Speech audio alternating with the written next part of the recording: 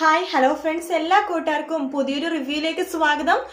അങ്ങനെ അഞ്ജലി മനോരമയും കൂടിയിട്ട് ശ്രുതിയുടെ വീട്ടിലേക്ക് വരുവാട്ടോ. അപ്പൊ ശ്രുതി അങ്ങനെ അവരെ കാണുമ്പോൾ ഞെട്ടിപ്പോണം. മനോരമ ഇങ്ങനെയൊക്കെ പറയുകയൊക്കെ ചെയ്യും, ഓ ഇതെന്തൊരു കുഞ്ഞു വീടാണ് അഞ്ജലി, നമുക്കിവിടെ കയറേണ്ട ആവശ്യമൊക്കെ ഉണ്ടോ എന്ന് ചോദിക്കുമ്പോഴേക്കും നമ്മുടെ അമ്മായിക്കൊക്കെ ദേഷ്യം വരും കേട്ടോ. പിന്നെ അവർ മിണ്ടാതിരിക്കും, കുറെയൊക്കെ ഇങ്ങനെ പറയുന്നുണ്ടെങ്കിൽ പിന്നെ മിണ്ടാതിരിക്കുന്നുണ്ട്. അതിനുശേഷം ശ്രുതി കയറി വാ അഞ്ജലി മേഡം, മേഡം കയറി വന്നിട്ട് അവർ രണ്ടിനെയും വിളിച്ചിട്ട് അകത്തേക്ക് ഇരുത്തുന്നുണ്ട്. അതിനുശേഷം ശ്രുതി 2 ഗ്ലാസ് തണുത്ത വെള്ളമായിട്ട് കൊടുക്കുമ്പോഴേക്കും മനോരമ പറയും, എനിക്ക് ഈ വെള്ളമൊന്നും വേണ്ട എന്ന് പറയാണ്. പക്ഷെ അഞ്ജലി അത് കുടിക്കണൊക്കെ ഉണ്ട് കേട്ടോ. അതിനുശേഷം ആണെന്നുണ്ടെങ്കിൽ നമ്മുടെ എന്താണ് ഇവര് പറയുന്നതാണ്, നമ്മുടെ മനോരമ പറയുന്നുണ്ട് ഇങ്ങനെ, എന്തിനാണ് അഞ്ജലി മോളി ഇവിടെ വന്നത്, വെറുതെ ആവശ്യമില്ലാത്തതൊക്കെ പറയുമ്പോഴേക്കും ആകെപ്പാടെ അമ്മായിക്ക് ദേഷ്യം വരണം. അങ്ങനെ അമ്മായിയും അതുപോലെ തന്നെ ഈ മനോരമയും തമ്മിൽ ചെറിയൊരു വഴക്ക് നടക്കുമ്പോഴേക്കും ശ്രുതിയും അതുപോലെ തന്നെ അഞ്ജലിയും വീട് പിടിച്ച് മാറ്റുകയൊക്കെ ചെയ്യുന്നുണ്ട് കേട്ടോ. ആ സമയത്ത് അഞ്ജലി പറഞ്ഞു, ഞാനിവിടെ വഴക്കുണ്ടാക്കാനോ അല്ല, നിങ്ങളുടെ ആ പലഹാരങ്ങൾ ചീത്തായി പോയതിന് വഴക്ക് പറയാനോ ഒന്നിനും വേണ്ടി വന്നതല്ല, ഞാൻ ശ്രുതിക്ക് ഒരു പ്രൊപ്പോസലായിട്ട് വന്നതാന്ന് പറയാണ്. എന്താ നിങ്ങൾ ഈ പറഞ്ഞത് എന്ന് അമ്മായി ചോദിക്കുമ്പോൾ, അതെ ഞാൻ ശ്രുതിക്ക് ഒരു പ്രൊപ്പോസലായിട്ട് വന്നതാണ്, വേറൊന്നുമല്ല ശ്രുതി, നീ എനിക്ക് വേണ്ടി ഒരു ഹെൽപ്പ് ചെയ്യണം. ലാവണ്യ ഉണ്ടല്ലോ, അശ്വിൻ കല്യാണം കഴിക്കാൻ പോകുന്ന പെൺകുട്ടി, അവൾക്ക് നീ കുറച്ച് മര്യാദയും അതുപോലെ തന്നെ കുറച്ച് വീട്ടിലെങ്ങനെ നടക്കേണ്ടത്, നല്ല ഉത്തമ മരുമകളാവേണ്ടത് എങ്ങനെയാണെന്നും അങ്ങനെ കുറച്ച് ട്രെയിനിങ്ങും കാര്യങ്ങളും നീ നിന്റെ അറിവിലുള്ള കാര്യങ്ങളൊക്കെ അവൾക്ക് പറഞ്ഞ് മനസ്സിലാക്കണം. ഒരു ട്യൂഷൻ പോലത്തെ ഒരു സംഭവം, അതായത് നമ്മൾ കാര്യങ്ങളൊക്കെ പറഞ്ഞ് മനസ്സിലാക്കി അയാളെ നല്ലൊരു രീതിയിലേക്ക് കൊണ്ടുവന്നത് ഒരു കുടുംബത്തിൽ നിൽക്കാൻ പറ്റിയ ഒരു രീതിയിലേക്കുള്ള ഒരു അടക്കൊതുക്കുള്ള ഒരു പെൺകുട്ടിയാക്കി മാറ്റുന്ന രീതിയിലേക്ക് ശ്രുതിക്ക് ചെയ്യാൻ പറ്റും. അപ്പൊ അതുകൊണ്ട് അഞ്ജലി പറയുന്നുണ്ട്, നിനക്ക് മാത്രമേ അങ്ങനെ ചെയ്യാൻ പറ്റുള്ളൂ, നീ വിചാരിച്ച മാത്രമേ ലാവണ്യനെ ആ ഒരു അടക്കോ ഒതുക്കോ ഒരു പെൺകുട്ടിയാക്കാൻ പറ്റുള്ളൂ എന്നൊക്കെ പറയുവാണ്. ആ സമയത്ത് മനോരമ പറയുന്നുണ്ട്, ഈ അഞ്ജലിയുടെ ഒരു കാര്യം എന്ന് പറയുമ്പോൾ, പ്ലീസ് ശ്രുതി, നീ എന്തായാലും നീ നാളെ രാവിലെ വീട്ടിലേക്ക് വരണം എന്നിങ്ങനെ പറയുവാണ്. നിനക്ക് അതിനുള്ള ശമ്പളം എത്രയാഴ്ച ട്യൂഷൻ പോലെ എത്ര ശമ്പളം വെച്ചാൽ ഞാൻ തരാം എന്നിങ്ങനെ പറയുന്നുണ്ട്. അതിനുശേഷം അവരങ്ങോട്ട് പോകുവാട്ടോ. പോയി കഴിയുമ്പോഴേക്കും നമ്മുടെ ശ്രുതിക്കും അതുപോലെ തന്നെ പ്രീതിക്കൊക്കെ പൈസ അത്യാവശ്യമാണ്. കാരണം അച്ഛനും അമ്മയും അത്രമാത്രം ഒരു ക്രിട്ടിക്കൽ കണ്ടീഷനിലാണ് നാട്ടിൽ നിൽക്കുന്നത്. പൈസയാണെങ്കിൽ 1-2 ലക്ഷം രൂപ അവർക്ക് അവിടെ കടമുണ്ട്. അതിന് പുറമേ ശ്രുതിയുടെ അച്ഛന് സുഖമില്ലാതെ കൂടി ഇരിക്കുവാട്ടോ. അപ്പൊ അവർക്കാകെ പൈസ വരാത്ത ബുദ്ധിമുട്ടായതുകൊണ്ട് തന്നെ രാത്രി ആകുമ്പോഴേക്കും ശ്യാം വരുമ്പോൾ ശ്രുതിയും അമ്മായും പ്രീതിയും കൂടി അഞ്ജലി വന്നിട്ട് ഈ സംഭവം പറയുന്നുണ്ട്. ആ സമയത്ത് നമ്മുടെ ശ്യാം പറയുന്നുണ്ട്, അതിന് മുമ്പ് തന്നെ ശ്യാം അവിടെ നിന്ന് എസ്കേപ്പ് ഒക്കെ അടിക്കുന്നുണ്ട് കേട്ടോ. ശ്യാം അവരെ സംസാരിക്കണമെന്ന് കേൾക്കില്ല. ശ്രുതി പറയുമ്പോഴാണ് അറിയണത് ഇവർ ഈ കാര്യത്തിന് വേണ്ടിയിട്ടാണ് വന്നേന്നുള്ളത്. അപ്പൊ ശ്രുതി ഇങ്ങനെ പറയുന്നുണ്ട്, ഇങ്ങനെ ലാവണ്യക്ക് ഇങ്ങനെ പറഞ്ഞു കൊടുക്കാനൊക്കെ വേണ്ടിയിട്ടാണ് എന്നെ വിളിക്കണത്, പൈസ ഇങ്ങനെ തരാന്നൊക്കെ പറയുമ്പോഴേക്കും, പൈസ 1 ലക്ഷം രൂപയല്ലേ നിനക്ക് ആവശ്യം, അത് വേണമെങ്കിൽ ഞാൻ തരാം, ആ വീട്ടിലേക്ക് പോകേണ്ട ആവശ്യം നിനക്കില്ല, അല്ലെങ്കിൽ തന്നെ ആ വീടും നീയായിട്ട് ഒരുപാട് പ്രശ്നങ്ങളുണ്ട് ശ്രുതി, നീ അവിടെ ദൈവത്തെ ഓർത്ത് പോകണ്ടെന്ന് പറയുവാട്ടോ ശ്യാം. അതിനുശേഷം ശ്യാം മനസ്സിൽ വിചാരിക്കണം, നീ അവിടെ എങ്ങാനും പോയി കഴിഞ്ഞാൽ അഞ്ജലിയും നീയും തമ്മിൽ സംസാരിച്ചു കഴിഞ്ഞാൽ എൻ്റെ എല്ലാ കള്ളത്തരവും പൊളിയും, അതുകൊണ്ട് നീ അവിടെ പോവാതിരിക്കുന്നത് എൻ്റെ ഉത്തരവാദിത്വമാണ് ശ്യാം മനസ്സിൽ വിചാരിക്കുകയാണ്. അങ്ങനെ ശ്രുതിയുടെ പറഞ്ഞു, ഞാൻ നിനക്ക് എത്ര പൈസ ആവശ്യമാണോ ആ പൈസയ്ക്ക് ഞാൻ തരാം, നീ അങ്ങോട്ടേക്ക് പോകണ്ടെന്ന് പറയുവാണ്, ഇതെന്റെ തീരുമാനം എന്നൊക്കെ ശ്യാം പറയുന്നുണ്ട്. പക്ഷെ അതിനുശേഷം ശ്യാം അതുപോലെ തന്നെ പോയിട്ട് അഞ്ജലി അടുത്ത് പോയി പറയുന്നുണ്ട് കേട്ടോ, അഞ്ജലി നോക്ക്, ശ്രുതിന് ഒരു കാരണവശാലും ഈ വീട്ടിലേക്ക് കൊണ്ടുവരുത്, അശ്വിനെ തൊട്ടും തന്നെ ഇഷ്ടപ്പെടില്ല, അശ്വിനെ ഇഷ്ടപ്പെടാത്തൊന്നും നീ ചെയ്യാൻ നിൽക്കണ്ട, ആ ശ്രുതിയും അശ്വിനും തമ്മിൽ ഒരുപാട് പ്രശ്നങ്ങളാണ്, അതുകൊണ്ട് നീയും ആ പ്രശ്നം കൂട്ടാൻ വേണ്ടി നിൽക്കരുതെന്നൊക്കെ പറയും. പക്ഷെ അഞ്ജലി മനസ്സിൽ വിചാരിക്കും, സോറി ശ്യാമേട്ട, എന്നോട് ക്ഷമിക്കണം എന്നൊക്കെ മനസ്സിലിങ്ങനെ പറയുവാണ്. ശ്യാമേട്ടൻ പറഞ്ഞ എല്ലാ കാര്യങ്ങളും ഞാൻ അനുസരിക്കാറുണ്ട്, പക്ഷേ ഈ കാര്യം എനിക്ക് അനുസരിക്കാൻ പറ്റില്ല, കാരണം എൻ്റെ കുഞ്ഞിൻ്റെ ജീവിതം അത് ഭയങ്കര ഭദ്രമായിരിക്കണം, ഭയങ്കര കരുതലുള്ളൊരു ജീവിതമായിരിക്കണം, എൻ്റെ കുഞ്ഞിന് ഒരു ജീവിതമേ ഉള്ളൂ, അത് വെറുതെ ആയിക്കളയാൻ എനിക്ക് പറ്റില്ല. അവിടെ ലാവണ്യനെ നല്ലൊരു പെൺകുട്ടിയാക്കി അവന് നല്ലൊരു ഉത്തമ ഭാര്യയാക്കിയിട്ട് എനിക്ക് എടുത്തേ പറ്റൂ, അതിനുവേണ്ടി ഞാനിത് ചെയ്യും, അത് ആരൊക്കെ എതിർത്താലും ഞാൻ ചെയ്യുമെന്ന് അഞ്ജലി മനസ്സിൽ അങ്ങനെ വിചാരിക്കുകയാണ്.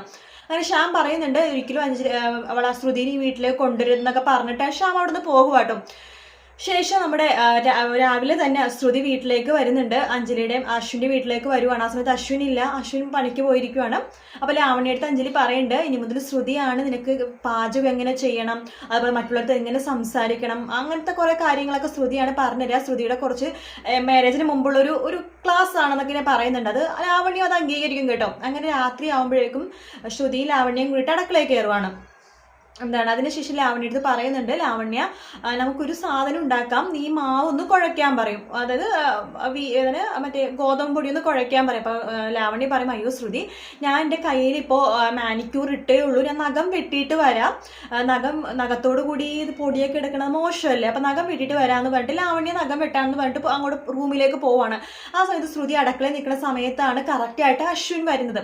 അപ്പൊ അശ്വിൻ വരുമ്പോൾ തന്നെ നേരെ പോണ അടുക്കള ഭാഗത്തേക്ക് അശ്വിൻ അടുക്കള ഭാഗത്തേക്ക് കറണ്ട് പോയ സമയത്ത് എത്തുന്നത്. ആ സമയത്ത് ലാവണ്യ എന്നിട്ട് ലാവണ്യ അടുത്ത് പറയുന്നുണ്ട് അശ്വിൻ, ഫോൺ വിളിച്ചപ്പോൾ നിന്റെ സൗണ്ട് വല്ലാത്ത പോലെ തോന്നിയല്ലോ ലാവണ്യ, എന്ത് പറ്റി, എന്താ ലാവണ്യ എന്ന് പറഞ്ഞിട്ട് പുറത്ത് അത് ശ്രുതി ഇങ്ങനെ തിരിഞ്ഞു നിൽക്കുമായിരിക്കും. കറണ്ട് പോയിട്ട് ലാവണ്യ എന്ന് വെച്ചിട്ട് ശ്രുതിയുടെ പുറത്തിങ്ങനെ പിടിക്കുവാണ് അശ്വിൻ. ആ സമയത്ത് ശ്രുതി ആകെ ഇങ്ങനെ നെട്ടി ഈശ്വര എന്ന് പറഞ്ഞിട്ട് ഇങ്ങനെ നെട്ടി ഇങ്ങനെ നിൽക്കുക കേട്ടോ.